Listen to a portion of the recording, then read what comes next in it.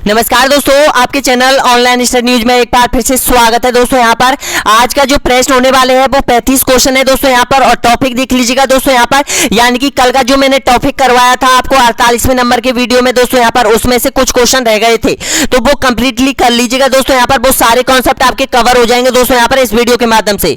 यानी कि राजस्थान माध्यमिक शिक्षा बोर्ड अजमेर का जो प्रश्न बना हुआ है ना, तो वो सभी प्रश्न इसमें सम्मिलित है दोस्तों यहाँ पर। एक एक कॉन्सेप्ट में आपको क्लियर करवा रहा हूं दोस्तों यहाँ पर। ये 49वें नंबर का वीडियो है दोस्तों यहाँ पर, और इसको कंप्लीटली कवर कर लीजिएगा दोस्तों यहाँ पर। इसमें जो प्रश्न मिलने वाले हैं देखिएगा दोस्तों यहाँ पर, यानी कि चुनाव आयोग से संबंधित है, अंतरराज्यीय परिषद है, लोक सेवा आयोग है, वित्त आयोग है, राष्ट्रीय विकास परिषद है, भारत के राष्ट्रीय चिन्ह, प्रतीक चिन्ह, राष्ट्रगान, राष्ट्रगीत, राष्ट्रीय ध्वज सभी है दोस्तों यहाँ पर। तो और संविधान के प्रमुख संशोधन हुए थे वो है दोस्तों यहाँ पर, तो सभी कंप्लीटली कर लीजिएगा दोस्तों यहाँ पर। तो देखिएगा इसके बाद का जो 50वें नंबर का वीडियो होगा उसमें आपका सामाजिक अध्ययन का पेपर होगा दोस्तों यहाँ पर, क्योंकि हमारे पास वो पेपर है वो आ चुका है दोस्तों यहाँ पर। और 50वें नंबर का जो वीडियो लाया जाएगा वो आप लोगों के लिए सामाजिक अध्ययन का पेपर लाया जाएगा दोस्तों यहाँ पर पूरी तरह से ध्यान रखिएगा। तो पहला क्वेश्चन देखिएगा दोस्तों यहाँ पर स्क्रीन के सामने है, यानी कि भारत की प्रथम अनुसूची में सम्मिलित है कौन कौन से विषय है बताइएगा। इसका सही आंसर क्या हो जाएगा?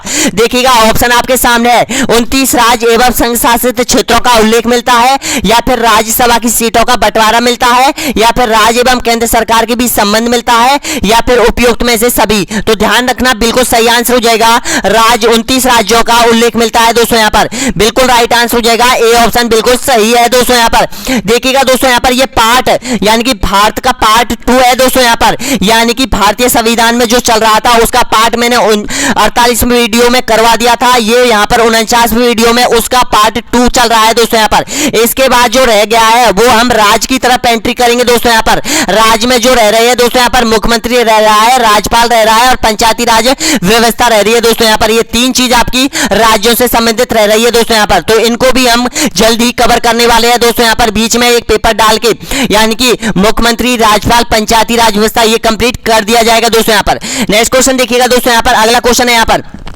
निम्नलिखित में से संविधान की दूसरी अनुसूची में किसका उल्लेख मिलता है बताइएगा। इसका सही आंसर क्या हो जाएगा? बहुत बहुत इंपॉर्टेंट क्वेश्चन है दोस्तों यहाँ पर। देखिएगा सभी पदाधिकारियों की शपथ का उल्लेख मिलता है, सभी पदाधिकारियों के भत्ते और पेंशन का उल्लेख मिलता है, या फिर राज्यसभा की सीटों का उल्लेख मिलता है, या फिर भाषाओं का उल्लेख मिलता है। तो ध्यान रखना बिल्कुल सही आंसर हो जाएगा, ऑप्शन नंबर बिल्कुल राइट आंसर हो जाएगा दोस्तों यहाँ पर। बी ऑप्शन बिल्कुल सही आंसर हो जाएगा, यानी कि सभी पदाधिकारियों के भत्ते और पेंशन का उल्लेख मिलता है दोस्तों यहाँ पर अनुसूची दूसरी में दोस्तों यहाँ पर। तो इसका सही आंसर हो जाएगा, ऑप्शन नंबर बिल्कुल राइट आंसर हो जाएगा दोस्तों यहाँ पर। बी ऑप्शन बिल्कुल सही आंसर हो जाएगा।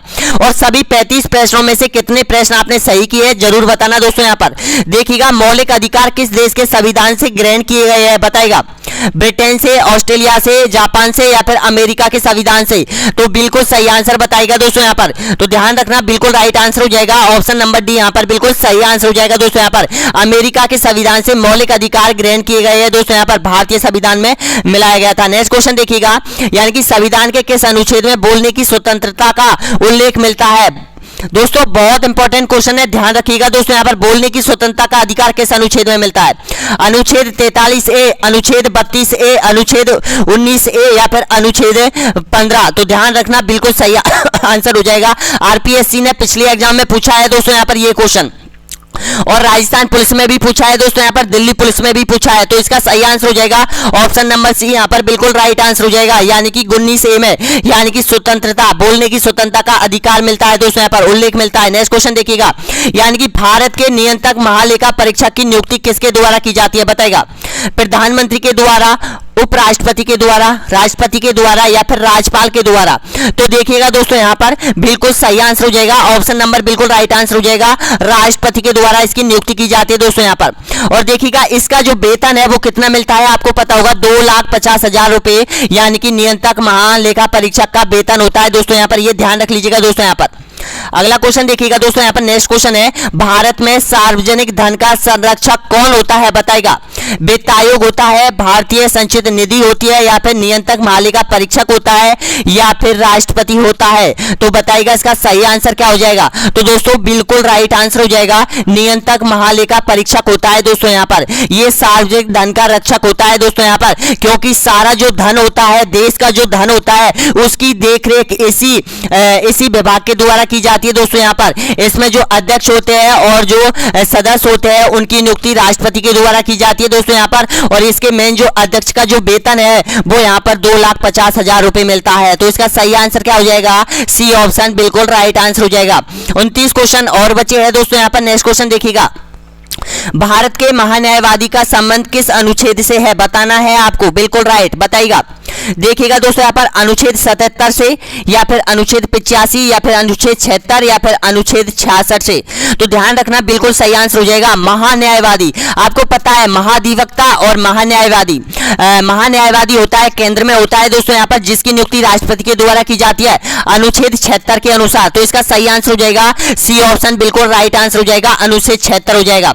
और दोस्तों महाधिवक्ता की नियुक्ति राज्यपाल के द्वारा की जाती है और उसकी जो नियुक्ति की जाती है वो राज्य में की जाती है दोस्तों यहाँ पर। मैं आपको अनुच्छेद बताता हूँ, 165 के अनुसार बताती है। तो दोस्तों यहाँ पर नेक्स्ट क्वेश्चन देखिएगा, 28 क्वेश्चन और बचे हैं दोस्तों यहाँ पर। अगर जो स्टूडेंट यहाँ तक पहुंचे हैं तो एक बार वीडियो को लाइक कर दीजिएगा दोस्तों यहाँ पर। अगर आपको दिल बोल रहा है, आपका दिल गवाही दे रहा है कि वास्तव में अच्छे क्वेश्चन है दोस्तों यहाँ पर, वास्तव में आपका कोर्स कवर किया जा रहा है यहाँ पर, तो ही लाइक करना, नहीं तो अन्यथा मत करना दोस्तों यहाँ पर। अगर आप लोग हमारे YouTube चैनल पर नए हो तो चैनल को सब्सक्राइब जरूर कर लीजिएगा दोस्तों यहाँ पर। अब तक हमारे चैनल पर 58,000 प्लस सब्सक्राइबर हो चुके हैं दोस्तों यहाँ पर, बहुत ही कम टाइम में दोस्तों यहाँ पर। तो देखिएगा दोस्तों यहाँ पर, ये सभी आप लोगों का प्यार है जो कि इतना जल्द ही हमारे सब्सक्राइबर, हमारे परिवार बढ़ रहा है दोस्तों यहाँ पर धीरे धीरे। तो बने रहिए आपके अपने YouTube channel online study news के साथ दोस्तों यहाँ पर। अगला क्वेश्चन देखिएगा, भारत के महान्यायवादी की नियुक्ति किसके द्वारा की जाती है? बताइएगा दोस्तों यहाँ पर, इसकी नियुक्ति किसके द्वारा की जाती है? ऑप्शन ये विधि अधिकारी होता है दोस्तों यहाँ पर, केंद्र में विधि अधिकारी होता है, कानून का ज्ञाता होता है दोस्तों यहाँ पर। तो ध्यान रखना, इसका सही आंसर क्या हो जाएगा? बताइएगा। तो ध्यान रखना, राष्ट्रपति के द्वारा की जाती है। डी ऑप्शन बिल्कुल सही आंसर हो जाएगा दोस्तों यहाँ पर, यानी कि राष्ट्रपति के द्वारा यहाँ पर महान्यायवादी की नियुक्ति की जाती है दोस्तों यहाँ पर। नेक्स्ट क्वेश्चन देखिएगा दोस्तों यहाँ पर, राज्य के महाधिवक्ता की नियुक्ति किसके द्वारा की जाती है? बताइएगा। अब राज्य में महाधिवक्ता होता है दोस्तों यहाँ पर, केंद्र में होता है महान्यायवादी होता है। तो बताइएगा, अब राज्य के महाधिवक्ता की नियुक्ति किसके द्वारा की जाती है?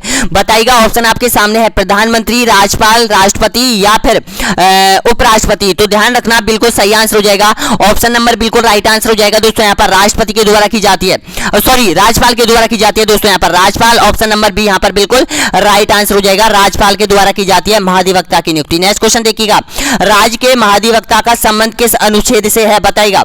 अनुच्छेद 165 से, अनुच्छेद 160 से, अनुच्छेद 76 से, या फिर अनुच्छेद 32 से। तो दोस्तों यहाँ पर मैं आपको अधिवक्ता के बारे में जब राज्यपाल में आपको कंप्लीट कराऊंगा तो दोस्तों उसमें मैं आपको अधिवक्ता के बारे में और महाधिवक्ता के बारे में और अच्छे से डिटेल में बता दूंगा दोस्तों यहाँ पर। तो देखिएगा, इसका सही आंसर हो जाएगा अनुच्छेद 165। ये पूछा जाता है दोस्तों यहाँ पर, बार बार पूछा जाता है कि महाधिवक्ता की नियुक्ति किसके द्वारा की जाती है, अधिवक्ता की नियुक्ति किस अनुच्छेद के द्वारा की जाती है। तो इसका सही आंसर हो जाएगा ए ऑप्शन बिल्कुल राइट आंसर हो जाएगा दोस्तों यहाँ पर। नेक्स्ट क्वेश्चन देखिएगा, संविधान के किस अनुच्छेद में वर्णित है कि भारत की एक संचित निधि होती है, संचित निधि होती है? बताइएगा। अनुच्छेद 266, अनुच्छेद 265, अनुच्छेद 267 या फिर अनुच्छेद 268। दोस्तों यहाँ पर आप लोगों को ये कंफ्यूज कर देते हैं जो अनुच्छेद होते हैं, लेकिन मैं आपको लास्ट वीडियो जब अपना होगा संविधान का तो उसमें मैं आपको सारे अनुच्छेद कंप्लीट करवाऊंगा दोस्तों यहाँ पर। जो अनुच्छेद एग्जाम में पूछे जाते हैं, जो राजस्थान माध्यमिक शिक्षा बोर्ड अजमेर में सम्मिलित है दोस्तों यहाँ पर, तो उसको मैं कंप्लीट करवा दूंगा दोस्तों यहाँ पर। तो देखिएगा, इसका सही आंसर क्या हो जाएगा? तो बिल्कुल सही आंसर हो जाएगा 266 के अनुसार यहाँ पर संचित नीति का वर्णन मिलता है दोस्तों यहाँ पर। और ये संचित नीति क्या होती है? संचित नीति होती है दोस्तों यहाँ पर जिसमें जितने भी राजनेता है, लोकसभा अध्यक्ष, राष्ट्रपति, प्रधानमंत्री, राज्य लोक सेवा आयोग के अध्यक्ष जो भी है, इनका दोस्तों यहाँ पर सभी से वेतन दिया जाता है, यहाँ पर संचित नीति से ही वेतन दिया जाता है दोस्तों यहाँ पर। इसका संबंध है 266 अनुच्छेद से। देखिएगा, एक आकस्मिक निधि होती है जिसका संबंध है 267 से, ये भी ध्यान रख लेना दोस्तों यहाँ पर, 267 से संबंधित है आकस्मिक निधि का, और संचित निधि का संबंध है दोस्तों यहाँ पर 266 से। नेक्स्ट क्वेश्चन देखिएगा, अगला क्वेश्चन है यहाँ पर, संविधान संशोधन की प्रक्रिया का उल्लेख किस अनुच्छेद में मिलता है? बताइएगा, इसका सही आंसर क्या हो जाएगा? ऑप्शन आपके सामने है, बताइएगा दोस्तों यहाँ पर। देखिएगा, यानी कि अनुच्छेद 368, अनुच्छेद 385, अनुच्छेद 366 या फिर अनुच्छेद 340। तो ध्यान रखना, बिल्कुल सही आंसर आंसर हो जाएगा दोस्तों यहाँ पर अनुच्छेद 368 का संबंध है संविधान संशोधन से है दोस्तों यहाँ पर। और ये किस देश से लिया गया है? ये अफ्रीका से लिया गया है दोस्तों यहाँ पर। संविधान संशोधन करने की प्रक्रिया अफ्रीका से ली गई है दोस्तों यहाँ पर। नेक्स्ट क्वेश्चन देखिएगा दोस्तों यहाँ पर, अगला क्वेश्चन है यहाँ पर, संघ सूची में कानून बनाने का अधिकार किसको प्राप्त है? बताएगा केवल केंद्र सरकार को, केवल राज्य सरकार को केवल राज्य सरकार को, राज्य और केंद्र सरकार दोनों को, या फिर उपयुक्त में से कोई नहीं? तो ध्यान रखना, बहुत बहुत इंपॉर्टेंट क्वेश्चन है। केवल और केवल केंद्र सरकार को अधिकार है कि वो यहाँ पर संघ सूची के अंतर्गत यहाँ पर केंद्र में कानून बना सकती है दोस्तों यहाँ पर। ध्यान रखना, इसका सही आंसर हो जाएगा ए ऑप्शन, बिल्कुल राइट आंसर हो जाएगा दोस्तों यहाँ पर। नेक्स्ट क्वेश्चन देखिएगा, समवर्ती सूची के विषय पे कौन कानून बना सकता है? बताएगा केवल केंद्र सरकार, केवल राज्य सरकार, केंद्र सरकार और राज्य सरकार दोनों, उपयुक्त में से कोई नहीं? तो ध्यान रखना दोस्तों यहाँ पर बिल्कुल सही आंसर हो जाएगा, यानी कि दोनों ही बना सकती है समवर्ती सूची। समवर्ती का मतलब है दोनों ही, जिसमें केंद्र सरकार और राज्य सरकार दोनों ही कानून बना सकती है दोस्तों यहाँ पर।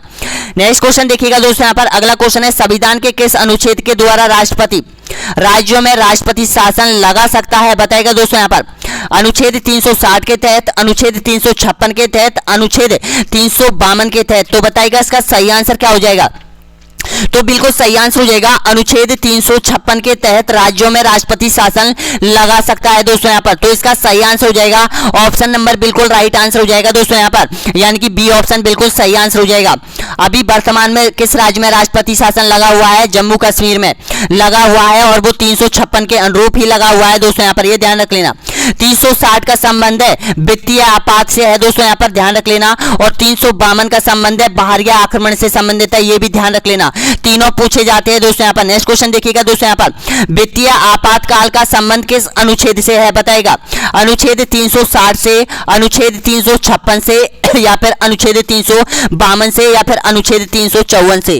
तो ध्यान रखना, बिल्कुल सही आंसर हो जाएगा अनुच्छेद 360 से दोस्तों यहाँ पर। ए ऑप्शन बिल्कुल राइट आंसर हो जाएगा दोस्तों यहाँ पर, ए ऑप्शन बिल्कुल सही आंसर हो जाएगा। नेक्स्ट क्वेश्चन देखिएगा, संसद की प्रकलन समिति में कितने सदस्य होते हैं? दोस्तों यहाँ पर संसद की 2 समिति पूछी जा सकती है दोस्तों यहाँ पर आप लोगों से। प्रकलन समिति पूछी जा सकती है दोस्तों यहाँ पर, और एक जो समिति लोक लेखा समिति के बारे में पूछा जा सकता है दोस्तों यहाँ पर। तो ध्यान रखना दोस्तों यहाँ पर, दोनों समितियों के बारे में एक बार डिटेल से जान लो। देखिएगा इसमें जो सदस्यों की संख्या होती है वो कितनी होती है बताना है आपको।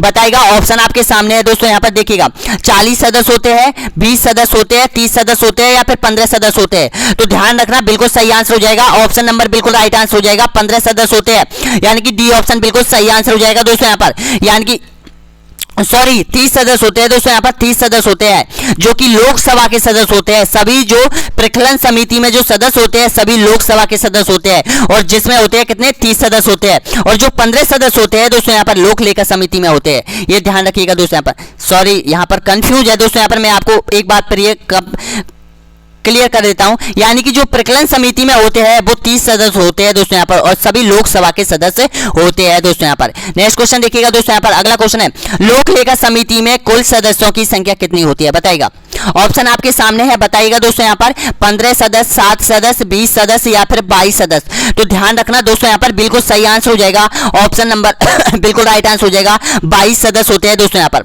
अब देखिएगा दोस्तों यहाँ पर ये 22 सदस्य कौन कौन से होते हैं? देखिएगा 15 सदस्य लिए जाते हैं लोकसभा से, और 7 सदस्य लिए जाते हैं दोस्तों यहाँ पर, यानी कि राज्यसभा से लिए जाते हैं लोक लेखा समिति में दोस्तों यहाँ पर, ध्यान रख लेना। और इसका सही आंसर हो जाएगा 22, डी ऑप्शन बिल्कुल सही आंसर हो जाएगा दोस्तों यहाँ पर। और प्रकलन समिति में होते हैं 30 सदस्य, ये भी ध्यान रख लेना दोस्तों यहाँ पर। 2 ही समिति आपसे पूछी जा सकती है। नेक्स्ट क्वेश्चन देखिएगा, सरकारी आयोग का संबंध किससे है? नदी जल विवाद से, उच्च शिक्षा से, शेयर घोटाले से, या फिर केंद्र राज्य संबंधों से? तो ध्यान रखना दोस्तों यहाँ पर, बिल्कुल सही आंसर हो जाएगा ऑप्शन नंबर, बिल्कुल राइट आंसर हो जाएगा केंद्र और राज्य के संबंधों से संबंधित है दोस्तों यहाँ पर सहकारी आयोग से। ऑप्शन नंबर बिल्कुल राइट आंसर हो जाएगा, डी ऑप्शन बिल्कुल सही आंसर हो जाएगा। 16 क्वेश्चन और बचे हैं दोस्तों यहाँ पर, वीडियो को बीच में मत छोड़ के जाना दोस्तों यहाँ पर। अगर आपको कंप्लीट कॉन्सेप्ट करना है तो दोस्तों यहाँ पर वीडियो को पूरा देखिएगा दोस्तों यहाँ पर। अब तक यहाँ पर 49 वीडियो अपलोड कर चुका हूँ दोस्तों यहाँ पर, यानी कि आपके रिट से संबंधित दोस्तों यहाँ पर लगभग 80% कोर्स आपका कंप्लीट हो चुका है दोस्तों यहाँ पर। केवल और केवल जो भारत का भूगोल है वो कराना बाकी है दोस्तों यहाँ पर, वो बहुत जल्द ही कंप्लीट करवा दूंगा दोस्तों यहाँ पर। नेक्स्ट क्वेश्चन देखिएगा दोस्तों यहाँ पर। उसके बाद दोस्तों यहाँ पर संविधान पूरा सामाजिक अध्ययन होने के बाद दोस्तों यहाँ पर आपके पास मॉडल टेस्ट पेपर लाए जाएंगे दोस्तों यहाँ पर। शिक्षा किस संपत्ति की सूची का विषय है, बताना है आपको। इसका सही आंसर क्या हो जाएगा? ऑप्शन आपके सामने है, बताएगा संपत्ति सूची का, राज सूची का, संघ सूची का या फिर अवशिष्ट सूची का। तो ध्यान रखना, बिल्कुल सही आंसर हो जाएगा संपत्ति सूची का अधिकार, संपत्ति सूची का यानी कि विषय है दोस्तों यहाँ पर शिक्षा। तो इसका ध्यान रखिएगा दोस्तों यहाँ पर, इसका सही आंसर हो जाएगा ए ऑप्शन बिल्कुल राइट आंसर हो जाएगा। पहले ये राज्य सूची का विषय था दोस्तों यहाँ पर, लेकिन संविधान संशोधन द्वारा इसको संपत्ति सूची में बदल दिया है। तो इसका सही आंसर हो जाएगा ए ऑप्शन बिल्कुल राइट आंसर हो जाएगा। नेक्स्ट क्वेश्चन देखिएगा। संविधान की कौन सी अनुसूची में क्षेत्रीय भाषाओं का उल्लेख मिलता है? 7वीं अनुसूची में, 8वीं अनुसूची में या फिर 10वीं अनुसूची में या फिर 9वीं अनुसूची में? तो बिल्कुल सही आंसर बताएगा। देखिएगा दोस्तों यहाँ पर बिल्कुल राइट आंसर हो जाएगा, ऑप्शन नंबर बिल्कुल सही आंसर हो जाएगा 8वीं अनुसूची में, यानी कि भाषाओं का, क्षेत्रीय भाषाओं का उल्लेख मिलता है। और जो टोटल भाषा है संविधान में वो 22 भाषा है दोस्तों यहाँ पर, ये भी ध्यान रखिएगा। नेक्स्ट क्वेश्चन देखिएगा दोस्तों यहाँ पर। संविधान की 8वीं अनुसूची में सम्मिलित भाषाओं में निम्नलिखित में से कौन सी भाषा बोलने वाली सर्वाधिक है? बताएगा दोस्तों यहाँ पर। इनमें से, ऑप्शन में से आप बोल रहे होंगे कि हिंदी है, लेकिन ऑप्शन में से सबसे ज्यादा कौन सी भाषा बोली जाती है ये आपको पहचानना है। बताएगा बांग्ला, गुजराती, मराठी या फिर तेलुगु? तो इसका सही आंसर हो जाएगा बांग्ला भाषा, बिल्कुल राइट आंसर हो जाएगा दोस्तों यहाँ पर। सबसे अधिक जनसंख्या के आधार पर बोली जाने वाली भाषा है दोस्तों यहाँ पर, जो कि संविधान में की 8वीं अनुसूची में इसका उल्लेख मिलता है दोस्तों यहाँ पर। नेक्स्ट क्वेश्चन देखिएगा, अगला क्वेश्चन है यहाँ पर। भारतीय राज्य नागालैंड की आधिकारिक भाषा क्या है? दोस्तों यहाँ पर ये क्वेश्चन पूछा जाता है बार बार, क्योंकि ये सभी से भिन्न है दोस्तों यहाँ पर। तो देखिएगा, नागा, बांग्ला, उपयुक्त में से कोई नहीं या फिर अंग्रेजी, कौन सी भाषा है बताएगा दोस्तों यहाँ पर? तो बिल्कुल सही आंसर हो जाएगा अंग्रेजी भाषा है दोस्तों यहाँ पर। इसका सही आंसर हो जाएगा ऑप्शन नंबर बिल्कुल राइट आंसर हो जाएगा डी ऑप्शन दोस्तों यहाँ पर। यानी कि भारत का एकमात्र राज्य कौन सा है जिसकी भाषा अंग्रेजी है? तो बिल्कुल सही आंसर हो जाएगा दोस्तों यहाँ पर नागालैंड हो जाएगा। नेक्स्ट क्वेश्चन देखिएगा। भारतीय संविधान के अंतर्गत कितने प्रकार की आपातकाल का उल्लेख मिलता है? बताना है आपको। 4, 5, 2 या फिर 3 प्रकार की आपातकाल का? तो देखिएगा दोस्तों यहाँ पर बिल्कुल सही आंसर हो जाएगा 3 प्रकार की आपातकाल का, यानी कि 360, 356 और 352 दोस्तों यहाँ पर। ये भी ध्यान रख लेना, 352 ये आपातकाल है तीनों, ध्यान रखना। इसका सही आंसर हो जाएगा यानी कि डी ऑप्शन बिल्कुल सही आंसर हो जाएगा दोस्तों यहाँ पर। नेक्स्ट क्वेश्चन देखिएगा। अगला क्वेश्चन है, निम्नलिखित में से राज्यों में किस एकमात्र राज्य का अपना अलग से संविधान था? दोस्तों है नहीं है, था, बताइएगा दोस्तों यहाँ पर, ध्यान रखिएगा, बहुत इंपॉर्टेंट क्वेश्चन है। असम, मणिपुर, त्रिपुरा या फिर जम्मू कश्मीर? तो ध्यान रखना दोस्तों यहाँ पर जम्मू कश्मीर से था दोस्तों यहाँ पर 370 का। निम्नलिखित राज्यों में से एक 370 का दोस्तों उसका अलग ही संविधान था, जम्मू कश्मीर का, जिसको हटा दिया गया है दोस्तों यहाँ पर। नेक्स्ट क्वेश्चन देखिएगा, अगला क्वेश्चन है यहाँ पर। जम्मू कश्मीर के विशेष राज्य का दर्जा देने वाले अनुच्छेद 370 के प्रावधानों को कब समाप्त कर दिया गया था? बताना है आपको, ऑप्शन आपके सामने है। तो दोस्तों यहाँ पर इसका आंसर आप कमेंट में दे सकते हो या नहीं, बताना है आपको। तो मैं बता देता हूँ, अगला जो प्रश्न आएगा उसका आंसर आपको कमेंट बॉक्स में दे देना है। तो देखिएगा, इसका सही आंसर हो जाएगा 15 अगस्त 2019 को। जी हाँ दोस्तों, 15 अगस्त 2019 को 370 धारा को हटा दिया गया है जम्मू कश्मीर से। तो इसका सही आंसर हो जाएगा सी ऑप्शन। नेक्स्ट क्वेश्चन देखिएगा। किस संविधान संशोधन एक्ट के तहत मतदाताओं की आयु 21 से घटाकर 18 वर्ष की गई थी? बताएगा संविधान संशोधन 61वां, संविधान संशोधन 62वां, संविधान संशोधन 64वां या फिर संविधान संशोधन 63वां? तो ध्यान रखना दोस्तों यहाँ पर, इसका बिल्कुल सही आंसर हो जाएगा ऑप्शन नंबर ए यहाँ पर बिल्कुल राइट आंसर हो जाएगा, संविधान संशोधन 61वां। और ये किस प्रधानमंत्री के शासनकाल में संविधान संशोधन 61वां हुआ था? राजीव गांधी के शासनकाल में हुआ था, जिसने दोस्तों यहाँ पर यानी कि 21 साल से घटाकर 18 साल कर दी गई थी मतदाताओं की। तो इसका सही आंसर हो जाएगा। नेक्स्ट क्वेश्चन देखिएगा दोस्तों यहाँ पर, अगला क्वेश्चन है। भारत के संविधान में किस संशोधन के अंतर्गत वस्तुओं एवं सेवाओं का जीएसटी लगाया गया था? सबसे पहले बताएगा संविधान संशोधन 97 के द्वारा, संविधान संशोधन 99 के द्वारा, संविधान संशोधन 103 के तहत, संविधान संशोधन 101 के तहत। तो ध्यान रखना, बिल्कुल सही आंसर हो जाएगा। यानी कि जीएसटी सबसे पहले लगाया था कि संविधान संशोधन के द्वारा, यानी कि संविधान संशोधन के द्वारा 101 संविधान संशोधन के द्वारा जीएसटी लगाया गया था दोस्तों। यहाँ पर नेक्स्ट क्वेश्चन देखिएगा दोस्तों, यहाँ पर गब्बर सिंह टेस्ट, गब्बर सिंह टैक्स दोस्तों, यहाँ पर इसका उपनाम बताते हैं अक्सर यहाँ पर बहुत से राजनेता दोस्तों। यहाँ पर नेक्स्ट क्वेश्चन देखिएगा, निम्नलिखित में से भारतीय संविधान का कौन सा संशोधन पंचायती राज व्यवस्थाओं को संवैधानिक दर्जा प्रदान था? बताएगा 73वां संशोधन, 72वां संशोधन, 84वां संशोधन या फिर 85वां संशोधन। तो ध्यान रखना 73वां संशोधन है इसका सही आंसर हो जाएगा दोस्तों। यहाँ पर जो संविधान संशोधन हुए थे 73वां, 72वां, 91वां, 61वां दोस्तों, यहाँ पर 42वां, और दोस्तों यहाँ पर ये सबसे ज्यादा क्वेश्चन पूछे जाते हैं इन्हीं संविधान संशोधन से। लेकिन मैं जब आपको लास्ट वीडियो होगा अपना संविधान संशोधन का, उसमें सारे प्रश्न मैं आपको बता दूंगा दोस्तों। यहाँ पर नेक्स्ट क्वेश्चन देखिएगा, अगला क्वेश्चन यहाँ पर भारत के संविधान में किस वर्ष पहली बार संशोधन किया था? बताइएगा दोस्तों। यहाँ पर भारत के इतिहास में भारत के संविधान संशोधन में सबसे पहले संविधान में संशोधन कब किया गया था? ऑप्शन आपके सामने है 1950 में, 1951 में, 1952 में या फिर 1955 में। तो ध्यान रखना, बिल्कुल सही आंसर हो जाएगा 1951 में सबसे पहले संविधान में संशोधन किया गया था दोस्तों। यहाँ पर नेक्स्ट क्वेश्चन देखिएगा दोस्तों, यहाँ पर प्रथम संवैधानिक संशोधन अधिनियम कब बना था? दोस्तों यहाँ पर आपको पता है कि दोस्तों यहाँ पर संसद में संविधान संशोधन करने के लिए बिल पारित किया जाता है दोस्तों। यहाँ पर जो कि राज्यसभा, लोकसभा और राष्ट्रपति तक भेजा जाता है दोस्तों। यहाँ पर तो इसी तरह से यहाँ पर संविधान संशोधन अधिनियम बनाया था। कब बनाया था इसका सही आंसर बताएगा। ऑप्शन आपके सामने देखिएगा दोस्तों। यहाँ पर पहला संविधान संशोधन हुआ था वो 51 में हुआ था, तो तभी यहाँ पर इसका सही आंसर हो जाएगा डी ऑप्शन, बिल्कुल सही आंसर हो जाएगा दोस्तों।